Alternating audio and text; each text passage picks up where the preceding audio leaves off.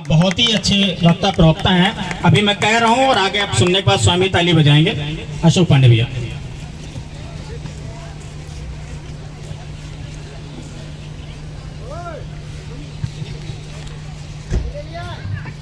जो लोग उपस्थित हैं उनके नाम की सूची,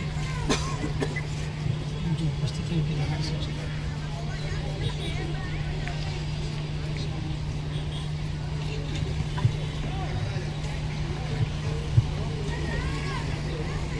सम्मानित मंच, सर्वप्रथम मैं सनातन महासभा का ये जो आयोजन है 114 आदि गोमती मैया की आरती का, इस आयोजक मंडल को मैं साधुवाद देता हूँ, धन्यवाद देता हूँ कि एक पुनीत कार्य और बिना किसी बाधा के निरंतर इतने लंबे समय से ये चला रहे हैं। इनकी जितनी प्रशंसा की जाए कम है। मैं चाहूंगा एक बार आप लोग जोरदार तालियां इनके लिए बजाएं कि इनका मनोबल ऊंचा हो।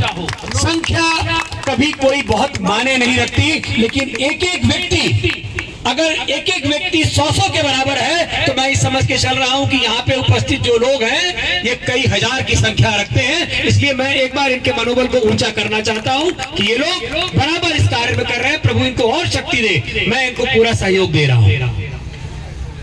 मंच के सामने बैठे हमारे पूज्य श्री धीरेन्द्र वशिष्ठ महाराज जी, डॉक्टर प्रभाकर शुक्ल जी, श्री ललित शर्मा जी समाज सेवी, एडवोकेट हिमांशु अवस्थी जी, सादर प्रणाम करता हूं मैं उनको, और मुन्नालाल शुक्ल जी, श्री गुलालाल शुक्ल जी वरिष्ठ कार्यकर्ता हैं, मुन्नालाल शुक्ल जी, अभिषेक दीक्षित जी जो संयोजक भी हैं, और स्नेहलता मिश्र जी, मैं आपको प्रणाम करता हूं, नमन करता हूं। श्रीमती अनीता सिंह जी जिला मंत्री है भाजपा की, मातृशक्ति को भी नमन करते हुए साथियों को, और अपने सामने उपस्थित सभी पत्रकार बंधुओं, साथियों, बच्चों, मैं आप सबसे पहले मैं इस देश को, इस प्रदेश को, आज गुरु पर्व है, गुरु पूर्णिमा है, मैं उसकी सबको साधुवाद देता हूं, बधाई देता हूं, बहुत शुभकामनाएं देता हूं। मैं जरूर समझता हूं कि यहाँ जो लोग बैठे हैं वह ये जरूर जानते होंगे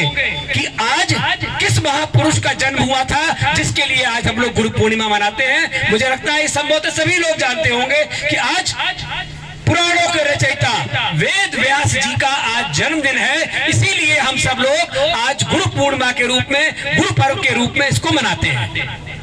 अब मैं ये भी जानता हूं कि यहाँ उपस्थित इतने लोग हैं, ये सभी जानते होंगे कि गुरु का अर्थ क्या होता है। गुरु तो सभी के होते हैं, शिक्षक तो सभी के होते हैं, उनके तमाम भिन्न भिन्न नाम होते हैं, लेकिन गुरु का अर्थ क्या होता है मैं समझता हूं बहुत से लोग जानते होंगे।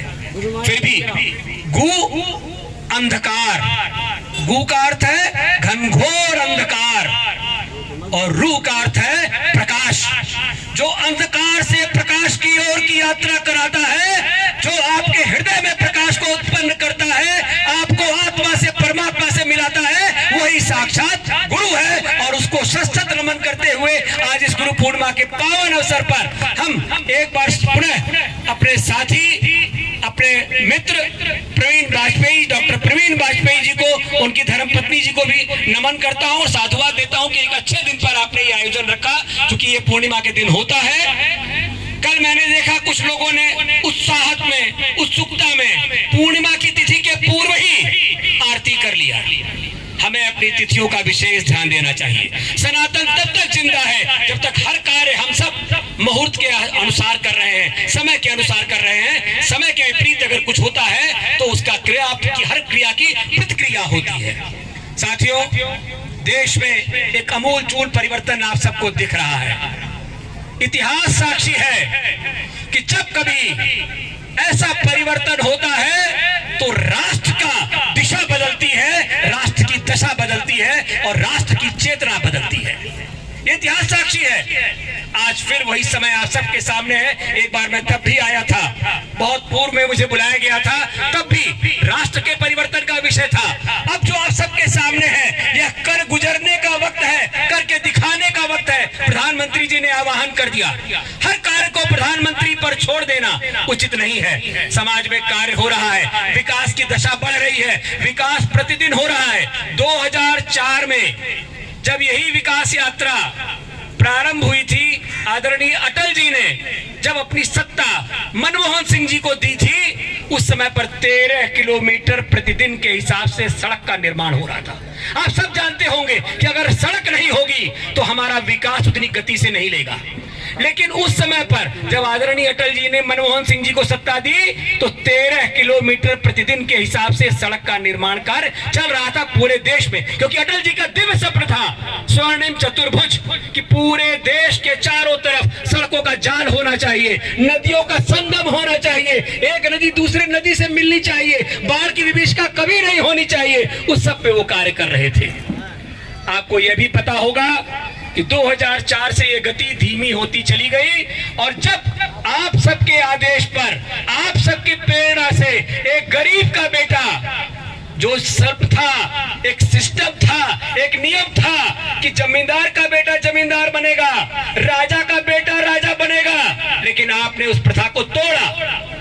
आपने कहा अब हजूर का बेटा हजूर नहीं बनेगा, अब एक गरीब और मजदूर का बेटा हजूर बनेगा।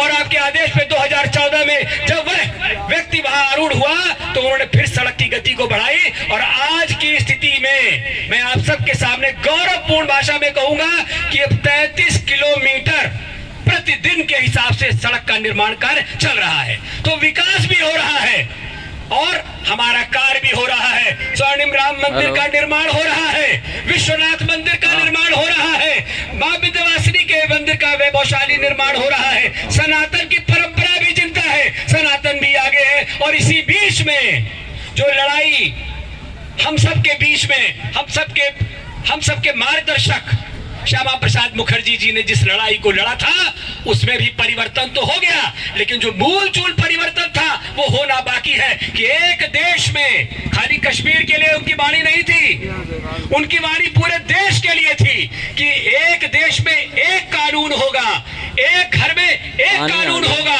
हर आंगन में एक समाज एक नियम चलेगा। तो वह समय अब आ गया है यूसीसी के माध्यम से। अगर आप सब लोगों ने नंबर डायल नहीं किया है तो अभी मैं आप सबके सामने बोलूंगा और आपसे अनुरोध करूंगा, वर्षा होने दीजिए, तमाम भीषण विभीषिकाएं आएंगी, लेकिन आप अपना कार्य करिए। आपको वही कार्य कर रहा है क्योंकि आप सेनापति हैं, आप वो वानर सेना है भगवान राम के, जो आप सबको करना है। अगर माताएं बिंदी लगाती है, अगर आप हाथ में कलावा बांधते हैं, अगर आप पीपल को महावृक्ष मानते हैं, अगर नर को नारायण मानते हैं, तो आपको सौगंध है कि आप सब लोग आज मोदी के साथ खड़े हो और यूसीसी के समर्थन में अपना मोबाइल निकालिए और मिलाइए। मैं नंबर बोल रहा हूं, जो चूक गए वो भी मिलाए, क्योंकि ये लड़ाई एक बड़ी लड़ाई है। इस लड़ाई में हमें समर्थन चाहिए। नंबर है 90। मैं बोल रहा हूं, मैं देख भी रहा हूं कुछ लोग नहीं मिला रहे हैं, लेकिन ऐसा मत करिए, जो मिला चुके हैं वो भी मिलाए, कोई कष्ट नहीं होगा। 902024 कट जाएगा, आपका पैसा भी खर्च नहीं होगा, लेकिन आपका समर्थन वहां तक पहुंच जाएगा। और ये आवाज आपको बुलंद भी करनी है, बताना भी है कि हम क्यों साथ में हैं, हम इस देश के रक्षक हैं, अपने बाल बच्चों के लिए करके जाएंगे। हमारे हक पे कोई दूसरा डाका डालेगा उसको सहेंगे नहीं, हम अपने हक को लेके रहेंगे। और ये हक सबको समानता की बात कर रहा है, या कहीं किसी के बीच में विभेद नहीं पैदा कर रहा है, किसी का नुकसान नहीं कर रहा है, किसी को हित नहीं कर रहा है, लेकिन जो हमारे मार्ग में बाधा बनेगा उसको हम रुकने भी नहीं देंगे। 90 डायल करो। वर्षा हो रही है, समय कम है, बात करने की बहुत